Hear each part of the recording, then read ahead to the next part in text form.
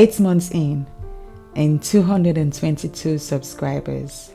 Here I am sitting here asking myself a question that every small YouTuber asks: should I quit YouTube? Every small YouTuber at one point or the other have asked the same question. If you've ever felt invisible on this platform, wondered if you're wasting your time, or questioned whether actually anyone cares, then this video is going to give you the brutal truth you need to hear.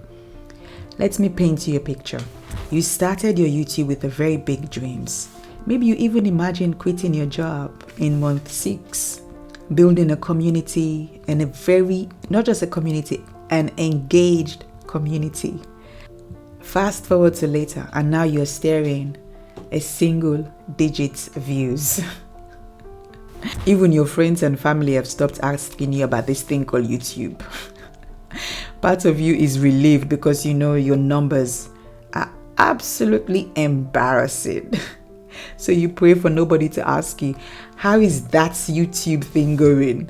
Have you ever had that? Please put it below. How are you doing with your hobby these days? You spend hours and they call it hobby.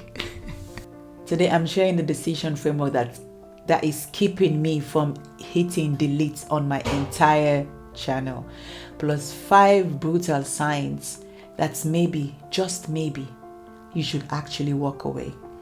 But more importantly, I'm giving you the 3 questions that will tell you definitely whether you keep going or you should call it quits. And stick around, because today I'm going to also be giving my free Start Before You Ready beginners creators checklist for those who are ready to recommit to their YouTube journey. Let me just share again some of my numbers.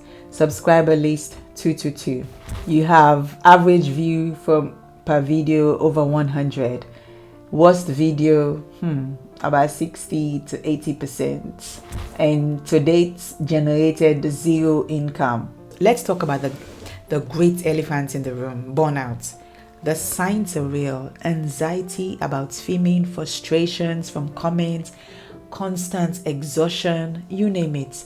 Not wanting or feeling to upload.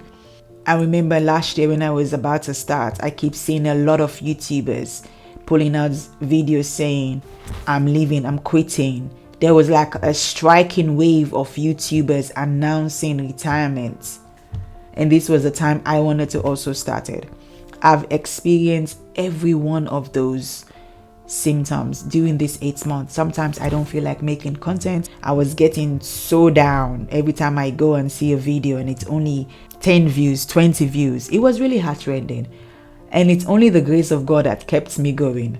Normally film some episodes at my office. I looked and I saw my microphone at the back of my car seat and I said to myself, I actually felt sick.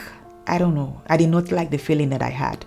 That's when I knew that something had to change. If I was not going to be enjoying something, then I was not going to be committing or putting myself through that pain. I will not do that.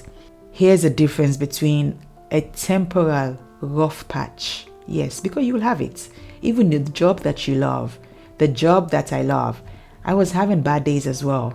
You put yourself in so much high pressured deadlines, making 6 videos, posting every day for 3 months. You have to be editing it. All of this can really lead to significant stress. But when it starts impacting your relationships, your day-to-day job, your mental health, then that's a red flag. Then you need to take a step back and start rethinking whether or not this journey that you're in is worth it. Here's my 5 signs that will actually tell you whether or not you should quit YouTube or not. Number 1, if YouTube is beginning to damage your mental health consistently, not just on the on-off bad days, but consistently, I mean weeks, you're genuinely depressed or you're anxious, your mental health is worth more than any subscriber counts. You've completely lost your why. You can't even remember why you started this journey in the first place. Content creation has become purely about vanity metrics. Then you need to start taking a look at your actions. And number 3, you're neglecting your important areas of your life. For example, your family, your job, your health, all of these areas are suffering because you're obsessed with YouTube success. Balance matters more than any viral videos. Another one as well, number 4, which I love.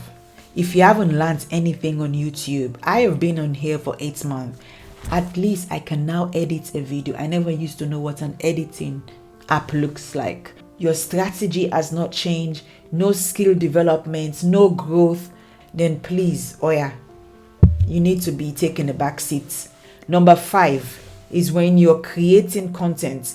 If it feels like punishment, if it starts to feel as if it's a chores, every aspect, whether it's scripting, whether it's the ideation phase, whatever phase, if you start thinking that you're getting stressed, you're not enjoying it, please stop.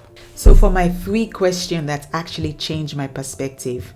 Question number 1, what would you regret more, quitting now or continuing for the next 6 months? For me, the answer is clear. So answer to yourself, what would you regret more, quitting now or continuing for the next 6 months? Question 2, are you measuring the right metrics? For me, I was so obsessed with the analytics. I was obsessed about subscribers counts instead of celebrating the meaningful conversation in my comments. I was more focused on getting that monetization instead of creating impact, serving my audience. And when I shifted from that mindset, it's really helped me. I now started appreciating everyone everyone comments in every video that I have made. And question number 3, what would your content look like if failure was not an option? This one really broke me, I must admit. Yes, I realized that I was actually playing it safe, creating watered down content and thinking that it was my best because I was so scared of criticism. So I kept asking myself, what if I created like someone who truly needed to hear my message was watching? That was really a game changer for me. So for me, the mission is bigger. My 8th month video is definitely better than my 1st month video. The learning curve is steep, but I am actually climbing it. My audience is growing slowly but genuinely. I'd rather have 200 very engaged and loyal subscribers than having 2,000, 20,000 of passive ones. Quality beats quantity any day. So if you're still on the fence, you're still thinking, should I quit or should I continue? Here's my decision. Maybe you need to take a complete break for like 2 weeks. Don't upload, don't check any analytics, don't watch YouTube. Just switch off. Switch off. I did that. I switched off. After my 8th month, I took some time off. I said, you know what? Let me live life without YouTube. Try it. It's really good. By the time you come back, you might feel a whole new different way. At the end of the 2 weeks or whatever time you think is befitting you that you will take off, ask yourself, did you miss YouTube? Did you miss creating? Do you have any ideas bubbling while you're away? Me, every time I'm walking past, I'm thinking of content that I would like to make. Very important. Do you feel excited? Or do you just feel relief that you don't have anything to do with this thing called YouTube anymore? Be honest with yourself. This is between you and that camera, nobody else. Don't listen to the market, please, because the market will confuse you. Make your decision and stick by it. If you've missed it, pivot, reskill, learn. Change your strategy, your content, your format, your posting schedule, but don't abandon your dream. If you feel relief, then that's your answer. There is no shame in walking away from something that isn't serving you, because you're not going to be serving your audience and you're not equally serving yourself as well. So listen, if you're watching this video, then you need to hear this. YouTube is not for the faint of heart, just like self-improvement is not. Most people quit before they see any form of results anyway. Not because they are not talented, not because they don't have something valuable to share, no, but because they give up right before the breakthrough. Your journey doesn't have to be the same like mine. You can start today and you get monetization in a week, in 7 days. In one video, you can hit monetization. Success can be at 8 months. It can be at 8 years. It can be at 2 years or 3 years. Guess what? It's still called success. It's still a success. The world needs your voice. That's the most important thing. The person who needs to hear your message hasn't found you yet. Don't rob them of that opportunity because you're discouraged by something called slow growth or zero or few views. No, it has everything I wish I had when I started my YouTube journey 8 months ago. So hit like if this has helped you, and if this has helped you make a decision either way, whether you stay or whether you're walking away. Staying or going, they are both very valid choices. Subscribe if you want to follow with me along as I navigate this messy but very beautiful creator journey.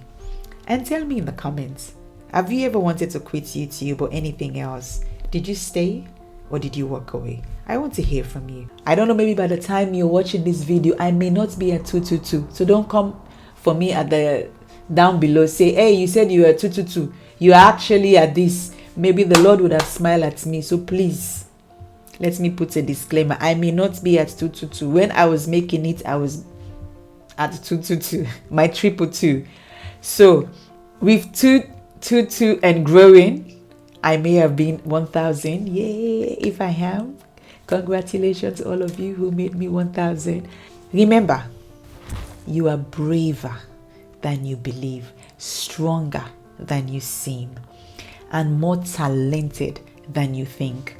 So whether you stay or whether you go, make it a choice that honors both your dream and your well-being.